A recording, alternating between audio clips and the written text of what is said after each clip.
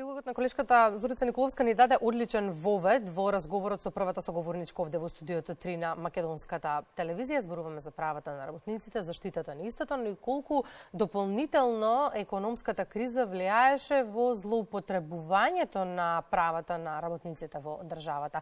Тема на анализа со Славица Јанковска од Македонското здружение за заштита при работа. Славица, добро утро и добре ни дојдовте во Македонија на утро. Ајде ќе започнеме со бремените жени, бидејќи пред малку тоа ни беше и тема на разговор. Зборуваше адвокатот Николовски. Законот точно предвидува каков третман треба да имаат бремените жени во текот на работниот однос и како треба да се заштитени. Но што е во пракса? Дали навистина работодавачот го почитува законот? Ќе почнем од почеток. Безбедноста и здравјето при работа е загарантирано право на сите работници. Според конвенциите на Меѓународната организација на труд, според законодавството на Европската унија, исто така и во нашиот устав е загарантирано право.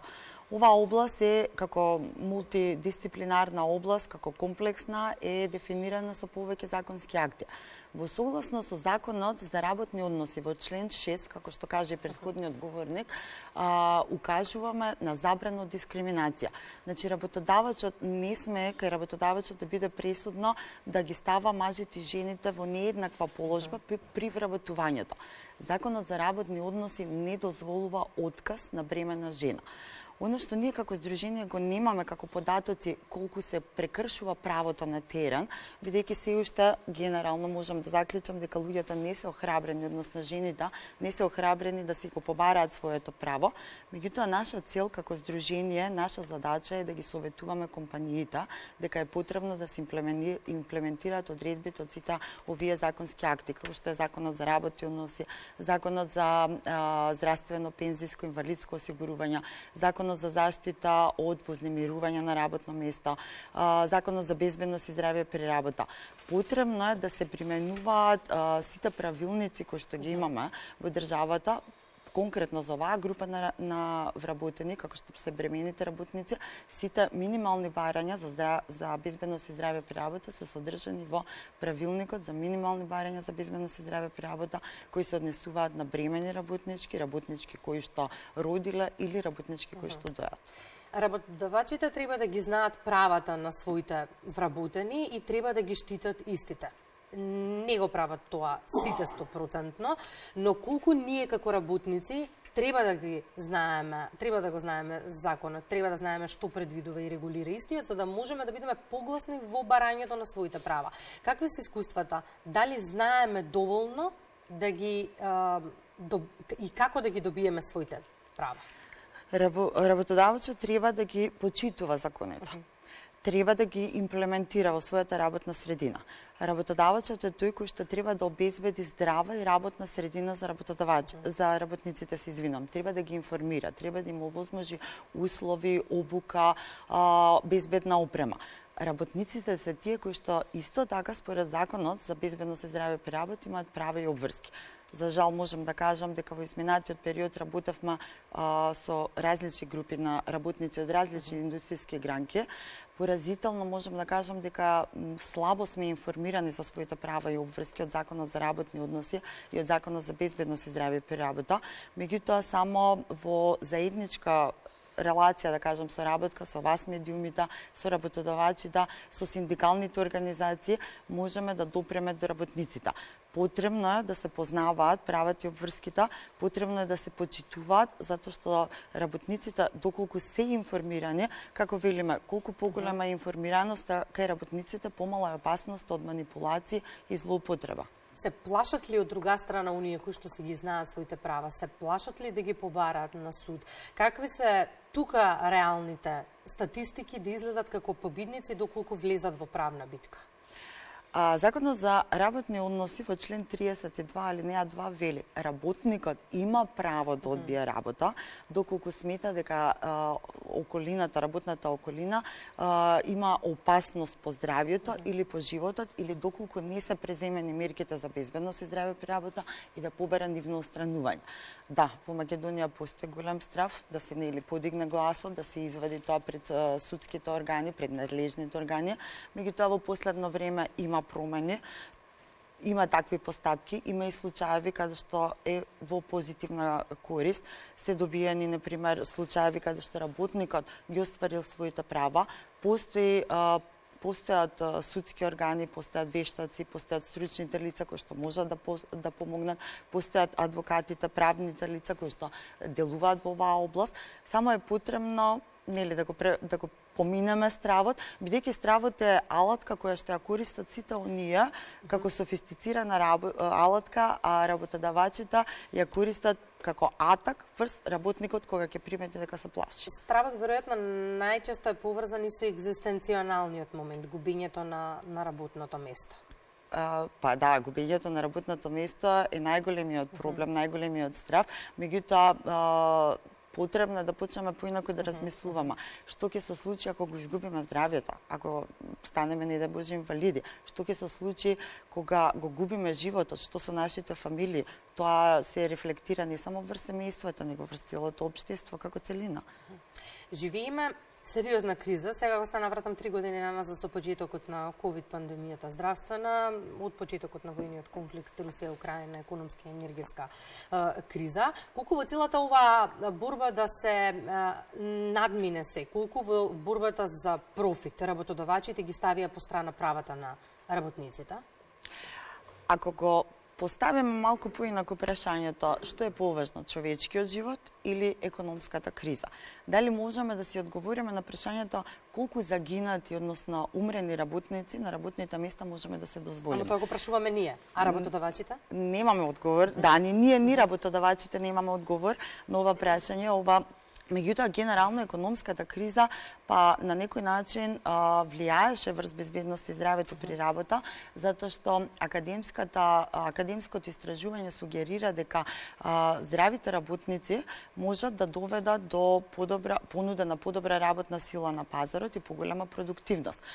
Сега, ако безбедност и здравето при работа го гледаме како трошок, од тука ние како здруженија сугерираме стално да тргнеме од една пресметка колку ја чини државата, средствата кои што се излеваат од заедничките фондови, како што се фондот за здравствено и пензиско осигурување, кои што ги покриваат трошоците за лекување за повреди при работа, како што вели Меѓународната организација на труд, тоа се 4% од БДП во сиромашните земји и во нашиот случај, земено податоци од Државниот завод за статистика, тоа изнесува 10 милиарди евра, што значи 426.000 евра се одливаат по однос на трошоци за компензации на повреда при работа. Значи, ова е еден податок кој што можеби покажува зашто Македонија е оваква ситуација како што е. Тешка е состојбата за компаниите во време на економска криза, поготово за оние кои што имаат лошо делување и лоши политики. Меѓутоа, никако економската криза не смее да биде причина да се толерираат лошите практики во безбедност и здравето. Токму и тоа сакав да го кажам, ако се надмине премисата дека секој е заменлив, ако повеќе се внимава на работниците, тие ќе бидат многу попосветени, многу полојални, многу повеќе ќе внимаваат на компанијата и ќе носат профит. Може би ви личи далечно, но генерално во светот веќе работникот го бира работодавач. Јас се надевам и ние како здружение тоа ни е целта да ги информираме, да градиме превентивна култура. Значи работникот ќе бира работодавач каде што се понудени услови кои што нема да му штетат на здравјето. Има хумана работна средина, добри услови, добро влие на животната средина, благосостојбата. Секој работник кога доаѓа на работа, нели профитот, заработката не држи во живот, меѓутоа треба да се враќаме живи, здрави, среќни во нашите семејни окружувања. Во контекст на охрабрувањето, има ли пријави изминатиот период? Зашто најмногу реагираат работниците? Мислите пријави за повреда на право? Да. Кај нас во последните, можам да кажам, од короната навака, почнаа да се охрабруваат, да не доставуваат барања кои што ние понатаму ги доставуваме, меѓутоа се уште, како што рековме претходно, стравот да не биде некој прозван, да не биде препознан. Ние се трудиме да бидеме меѓу работниците и да ги охрабриме, пошто ние како здруженија, значи не повикуваме никој со име и со презиме, важно ни е да се имплементираат законските обврски, важно е да се намелат повредите и несреќите при работа и што повеќе да работиме на превентивна култура, а не да санираме. Уште една тема сакам да отвориме. Едно неодамнешно истражување потврди дека политичкиот мобинг е најчест мобинг во државата. Резултатите од истото, кој опфатило вработени во локалните самоуправи и владините институции, покажува дека дури 84,2% биле жртви на политички мобинг или пак некој нивни роднина, колега или соработник бил жртва на политички мобинг. Само 15% се изјасниле дека не биле и не познаваат жртви на политички мобинг. Живееме во општество во кое што генерално многу сегменти се ispolitizirani, но исто така мораме да ги заштитиме работниците. Како против овој тип на мобинг? Тука, да, факт е дека во последно време се повеќе се говори за овој политички мобинг и тоа претежно во државните институции на сите различни нива, но за жал можам да кажам дека има примери во приватните компании. Тука се охрабруваат, барем гледам од јавните медиуми, она што секојдневно нели се охрабруваат да го изнесат, се повикуваат на законот за заштита од вознемирување на работното место. Има случаеви нели каде што си ги остваруваат своите права. Верувајте, таа постапка е многу тешка и макотрпна, можеби и тука потребно е да побараме помош нели како тимови, правниците, судството да го олеснат тој начин каде што може работникот да си ги оствари своите права. Тоа е макотрпна постапка каде што може да се загубите во тие лавиринти и повеќето кога ќе дојдат до некој степен се откажуваат. Безбедноста и здравието при работа е се чини тема на која што реално не посветуваме и многу внимание во тој контекст. Што треба да содржи новиот предлог на Законот за безбедност и здравје при работа?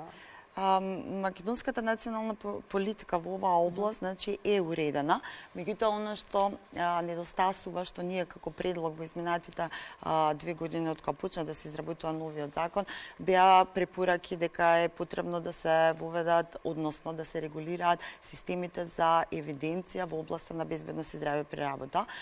Потребно е да се формира агенција, односно директива за безбедност и здравје при работа, како земајќи го пример од европските практики. Потребно е да се професионализира образованието кај професионалците според националната класификација на занимања.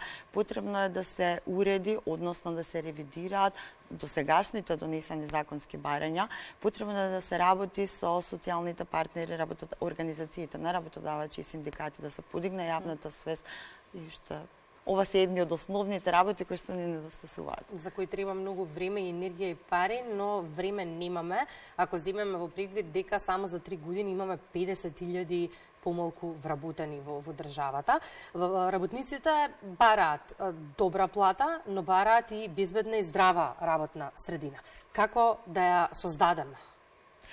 Многу е важно да работиме сите заедно на ова поле. Значи, важно е националната програма, стратегијата која што е дефинирана за безбедност и здравје при работа и акциониот план заедно сите, како владата, така работниците, работодавачите, професионалните здруженија да учествуваат во примената, односно имплементацијата во реалноста. Битно е компаниите да овозможат добра работна средина, да ги информираат своите вработени. Работниците да се ги знаат правата и обврските, да почитуваат, да се здружуваат. Еве гледаме во последно време што е за поздрав, има синдикално здружување, настапуваат заедно, таа борба треба да трае секој ден. И стручните лица за безбедност и здравје при работа да се извршуваат стручно, непристрасно својата работа за која што имаат добиена лиценца. Многу важен сегмент споменавте, да работат сите на темава, меѓутоа и работниците да бидат многу погласни во барањето на своите права, бидејќи само така ќе правиме промени. Да, ние ги охрабруваме, ги повикуваме, верувајте, работиме во сите индустријски гранки, се трудиме да стигнеме кај повеќето. Мислам дека тргнуваме на добар пат, почнуваат промените, меѓутоа само гласното говорење, како што кажавте, може да донесе резултати. Благодарам, Славица, за гостувањето во Македонија наутре. Благодарам вам.